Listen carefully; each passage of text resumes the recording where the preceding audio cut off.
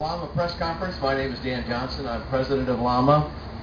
We've got several interesting things for you this morning, a couple that I'm really excited about, and we're going to do something here that I don't believe has ever been done at a press conference before. Today the subjects that we have for you include those you see on the screen now, and we're going to talk about the LSA Mall, which hopefully most of you already know about. We're going to talk about LAMA audit activities.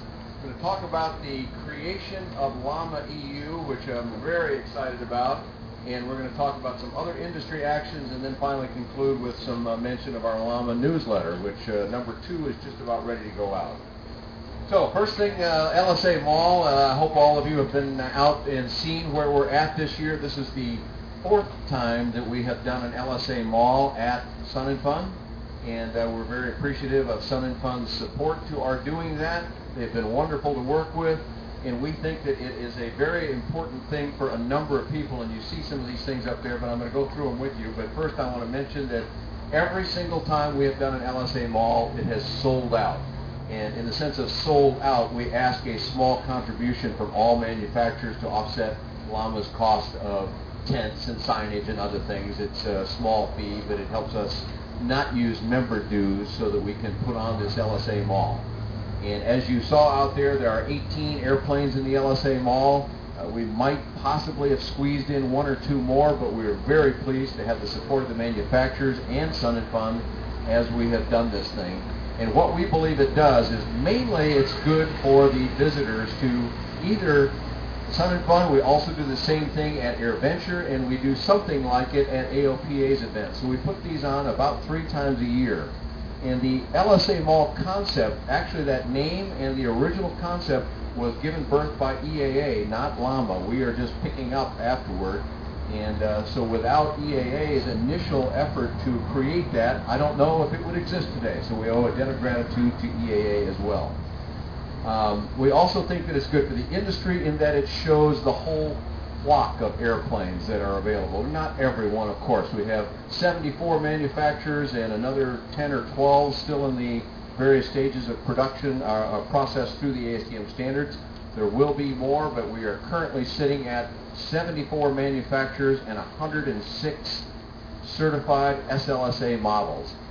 All of that in 5 years from just about today is the 13th, I believe, so it was 5 years and 6 days ago that the very first 2 were approved. So 106 models in barely over 5 years. We think that's one of the more incredible accomplishments of this industry, and yet there is a need to show this industry to everyone who doesn't understand all these brand names they've never heard, a certification system people have never heard of. We found it valuable to clump everybody together and say, look, this is the LSA industry. As you go around the grounds of Sun & Fun, you'll find LSAs for sale in various places, but it's if you want to look at a bunch of them, you're going to wear out some shoe leather. So the malls have been very popular that way.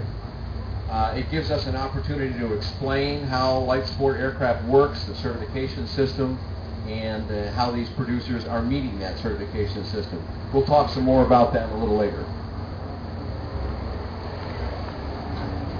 I want to talk now about our audit activities. For those of you that don't know, I suspect most of you do, but I'm going to go through it anyway. When a manufacturer says that they are ready to declare, they fill out an FAA form called an 8130-15. That's about as boring as it gets, I think. But anyway, that's the form that a manufacturer has to say, okay, I've looked through the whole ASTM standards. We have done everything that they've asked. We have documents and all to prove that. All they do then is declare. It's a self-declarative system in the United States. ASTM will be used in other countries, and it may not be self-declarative in those countries, but here it is. The manufacturer merely says, I've met the standards, he's done. And then the airplanes are manufactured and go out in the field, and then they are inspected, every single one, by a DAR, designated airworthiness representative. And that's kind of the production control side to what FAA would do in the Part 23 world. Part 23 being conventional type certification for other aircraft, larger aircraft typically. So how does someone know that the manufacturer really did do everything they're supposed to do? You can trust them, you can go talk to them, you can ask questions, and maybe all of that will prove it to you.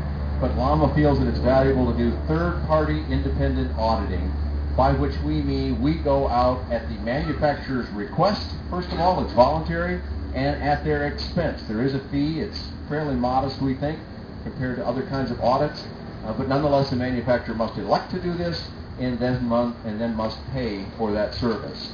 And then LAMA begins a process of inspecting many documents that are part of the ASTM standards, and finishes by visits to the actual factories wherever they are in the world.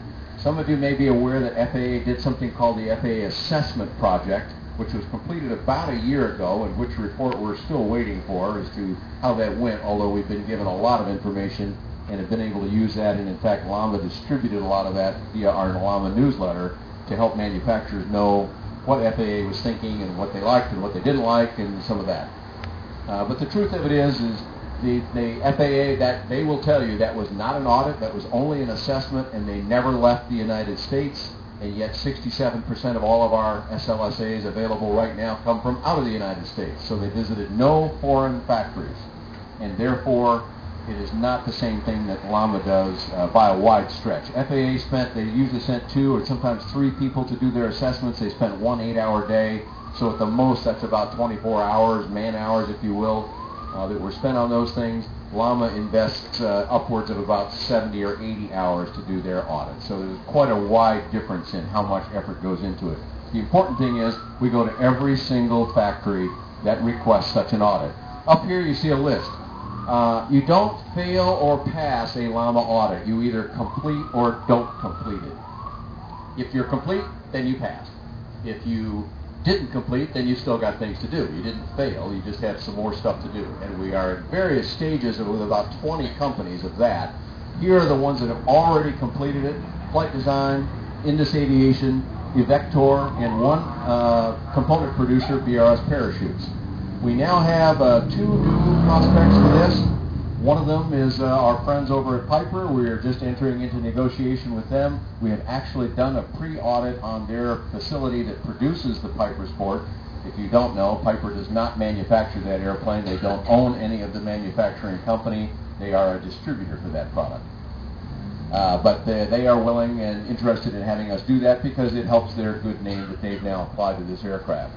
But our newest prospect for this, and this is where we get to what I think is an interesting thing, we have representatives here today from Paradise Aircraft, which has an American component, Paradise Aircraft USA, and they are the ones who you see when you visit out here in the LSA Mall or wherever they are at air shows. And they are connected quite closely with the factory in Brazil, but the factory is in Brazil, not in the United States. And they make a very handsome little airplane called the Piper. Excuse me there, guys. The Paradise P1, and you can see that right out in the LSA Mall, and it's a very interesting airplane which has had a lot of success in Brazil already, and now thanks to the effort of the folks at Paradise Aircraft USA, they're making some nice inroads into the U.S. market too. I consider their company to be one of the players in the business. Out of 74 names, here's another fact you might want to note if you care. The top 20 produce in excess of 90% of the FAA registrations. That means there's another 54 companies comprising the other 10%. And so the ones that bubble into that top tier of 20 producers that have the 90% does not presently include Paradise, but you're about 1 or 2 sales away. So before the show could be over, they might be in the top 20. I think they'll accelerate further. At this time, I would like to ask Paulo Oliveira and Bruno, I'm sorry I don't have your last name handy, but if you two would come on up, what we're going to do is ask them to sign their audit contract right in front of you. So come on up, fellas. And if you want to, I consider this kind of a photo op. We won't be quite as formal as Obama and all of his minions there when they sign contracts, and I don't have a whole bunch of pens, no.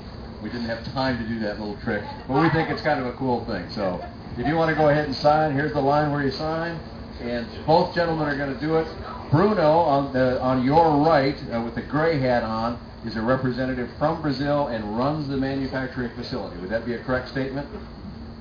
Bruno is a partner, a co-owner of Paradise Brazil, and he's responsible for the sale and of the process in Brazil.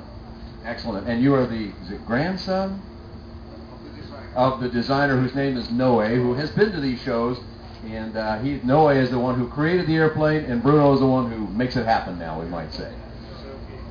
So if you both go ahead and sign it there, and perhaps you both want to have your hands up there just for them to be able to take some pictures.